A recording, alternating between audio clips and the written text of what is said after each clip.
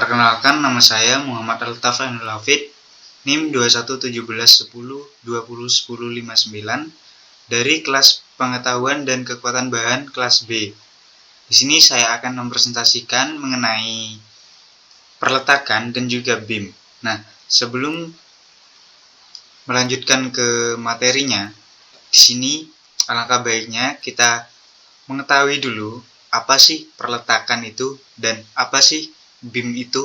Nah, di sini perletakan merupakan penghubung antara suatu unsur dengan unsur lain yang menerima langsung bebannya atau tempat kedudukan balok dan mempertahankan balok tetap pada kedudukan semula saat balok menerima beban. Contohnya pada pondasi. Nah, pondasi ini menghubungkan antara balok dengan tanah disertai dengan membawa beban. Kemudian ada kaki kuda-kuda atau atap, itu menghubungkan beban yang berupa genteng ke kolom, tentunya juga disertai beban. Nah, singkatnya, perletakan adalah komponen yang berguna untuk menerima beban tergantung fungsi dan jenisnya. Kemudian BIM. Nah, apa sih BIM itu? BIM merupakan batang lurus yang ditumpu di 2 atau lebih titik, mendapatkan pembebanan tunggal, merata maupun beban kombinasi. Nah, BIM ini termasuk beban momen, di mana defleksi yang terjadi terdiri atas defleksi linear berarah tegak lurus, sumbu, aksial, dan puntiran. Nah, kemudian hal yang harus diperhatikan dalam proses perletakan yaitu stabilitas konstruksi. Nah, suatu konstruksi akan stabil bila konstruksi diletakkan di atas pondasi. Pondasi akan melawan gaya aksi yang diakibatkan oleh muatan yang diteruskan oleh konstruksi kepada pondasi. Gaya lawan yang ditimbulkan pada pondasi disebut reaksi.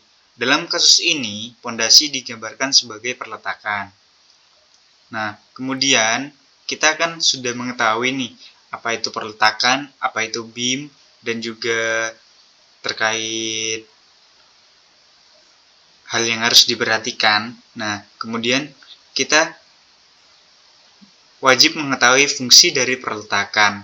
Nah, fungsi dari perletakan sendiri itu adalah untuk menjaga agar struktur dapat berdiri dengan stabil dan sebagai penahan agar suatu konstruksi berdiri dengan kuat dan kokoh, sehingga suatu konstruksi tidak mudah roboh atau ambruk. Nah, kemudian kita harus juga mengetahui macam-macam perletakan. Nah, perletakan ini ada 4 macam, yaitu perletakan roll, perletakan sendi, perletakan jepit, dan juga perletakan pendel. Nah, kita bahas satu persatu, mulai dari perletakan roll. Perletakan roll dapat bergeser ke arah horizontal, sehingga tumpuan ini dapat menahan gaya horizontal. Pada tumpuan terdapat roda yang dapat bergeser, di mana berfungsi untuk mengakomodasi pemuaian pada konstruksi, sehingga konstruksi tidak rusak. Nah, kemudian tumpuan roll hanya mampu memberikan reaksi di arah vertikal saja. Artinya, tumpuan hanya dapat menahan gaya vertikalnya saja, sehingga hanya terdapat satu buah variabel yang akan diselesaikan, yaitu RV-nya saja. Nah, di sini kan terdapat gambar dari perletakan roll ya, dapat dilihat. Itu ada silinder baja yang terdapat di tengah-tengah tumpuan. Nah, bentuk perletakan roll itu pada suatu struktur jembatan misalnya, itu bertugas untuk menyangga sebagian dari jembatan saja. Karena struktur harus stabil, maka perletakan roll tersebut tidak boleh turun jika kena beban dari atas.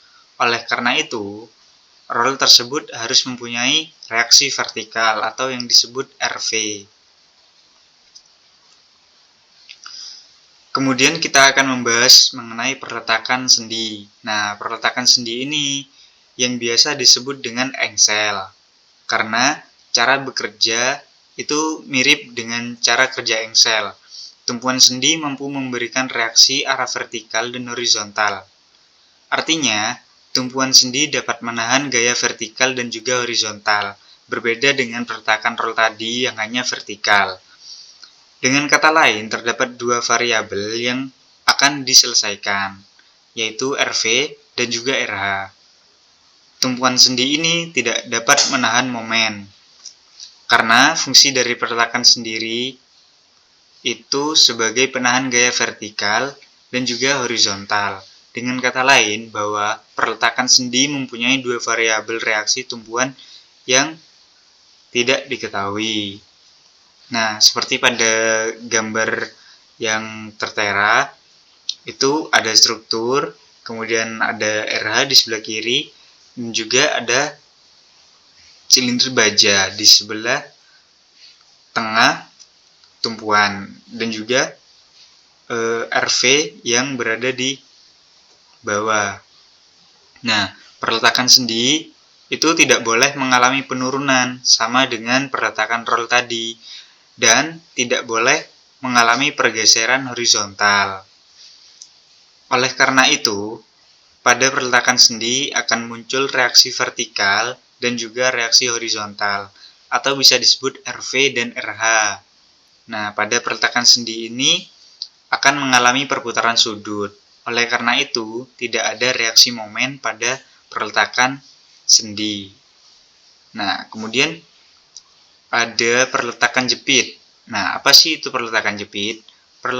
Peletakan jepit itu bisa dikonstruksikan seperti misalnya balok yang ditanam dalam tembokan atau sebagai tumpuan pada balok terusan, atau yang biasa disebut jepitan elastis.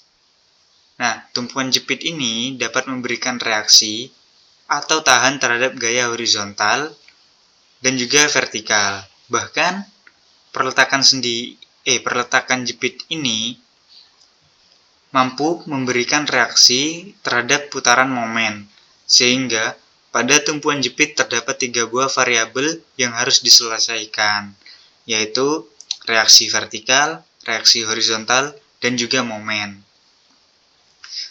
Kemudian fungsi dari peletakan jepit itu sebagai penahan gaya vertikal, horizontal, dan juga momen, seperti 3 buah variabel yang telah saya sebutkan di atas. Nah, dengan kata lain, peletakan jepit ini memiliki 3 reaksi tumpuan.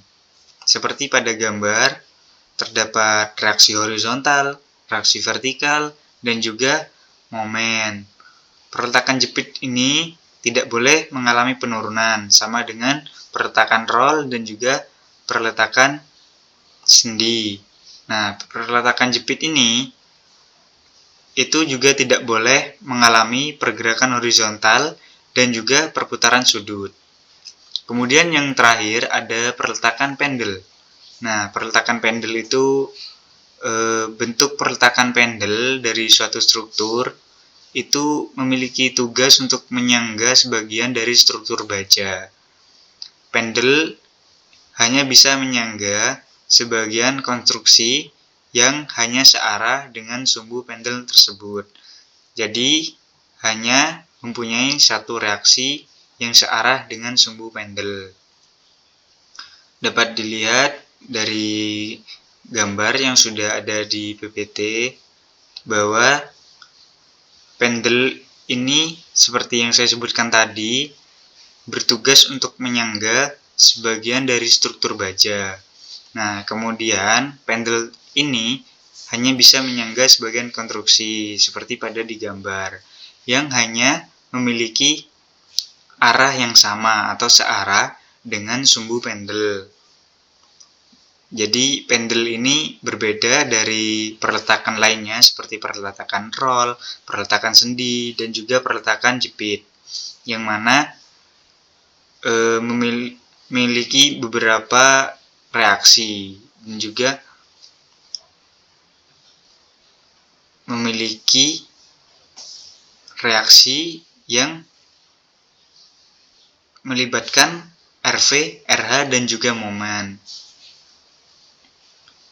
Kemudian di sini ada kesetimbangan. Nah, setelah kita mengetahui peletakan dan juga beam, kita juga harus mengetahui kesetimbangan supaya dalam merancang suatu konstruksi itu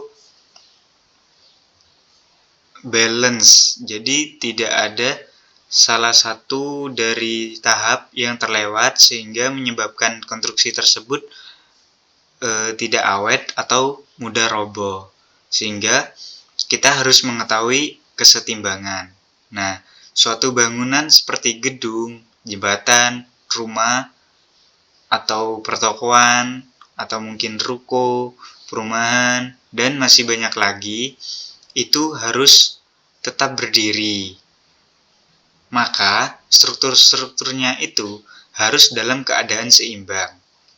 Jika tidak seimbang, maka ada ketimpangan beban yang tidak merata sehingga menyebabkan salah satu dari tumpuan itu mudah roboh. Nah, hal ini juga merupakan syarat utama. Nah, di sini kita masuk ke dalam jenis-jenis kesetimbangan, yaitu ada kesetimbangan vertikal, kesetimbangan horizontal, dan juga keseimbangan momen. Tentunya dari jenis-jenis kesetimbangan ini dan juga arti dari keseluruhan kesetimbangan ini tentunya harus memiliki syarat yang harus dipenuhi. Nah, apa saja syarat yang harus dipenuhi tersebut? Nah, di sini ada aksi sama dengan reaksi. Jadi, setimbang, tidak ada ketimpangan beban dari tumpuan satu ke tumpuan yang lain. Nah, yang kedua itu aksi dikurangi reaksi, itu sama dengan 0. Sehingga berat dari konstruksi itu terbagi rata. Nah, kemudian ada hukum kesetimbangan suatu reaksi. Nah, itu ada 3, yaitu sigma gaya vertikal itu sama dengan 0, kemudian sigma gaya horizontal sama dengan 0, dan juga sigma momen itu harus sama dengan 0. Kenapa demikian? Karena melihat dari syarat kesetimbangan itu ada aksi dikurangi reaksi itu sama dengan 0 dan juga aksi sama dengan reaksi. Jadi di situ harus ada pemerataan beban sehingga konstruksi tidak mudah roboh. Nah, dari penjelasan saya di atas mengenai perletakan, beam, dan juga kesetimbangan, ini sangat dibutuhkan di dunia kita sehari-hari. Oleh karena itu, penting bagi kita untuk mengetahui hal-hal tersebut. Yang menurut kita tidak penting, itu malah sangat penting dalam kehidupan sehari-hari. Contohnya seperti hal yang saya jelaskan barusan. Nah, oleh karena itu, tujuan dari mempelajari perletakan, beam, dan juga kesetimbangan ini supaya kita dapat merancang bangunan untuk bangunan pribadi kita, misalnya rumah, toko, maupun yang lainnya seperti konstruksi yang tidak terlalu besar, misalkan pagar rumah dan lain sebagainya, atau bisa juga kanopi dan atap-atap rumah. Nah, oleh karena itu, semoga apa yang kita pelajari bisa menjadi manfaat bagi kita semua. Kurang lebihnya saya mohon maaf atas presentasi yang telah saya sampaikan mengenai perletakan, beam, dan juga kesetimbangan. Mulai dari pengertian perletakan, pengertian beam, pengertian kesetimbangan, kemudian fungsi, jenis, dan syarat, kemudian ada hukum dari kesetimbangan. Nah, saya pamit undur diri, kurang lebihnya saya mohon maaf. Wassalamualaikum warahmatullahi wabarakatuh.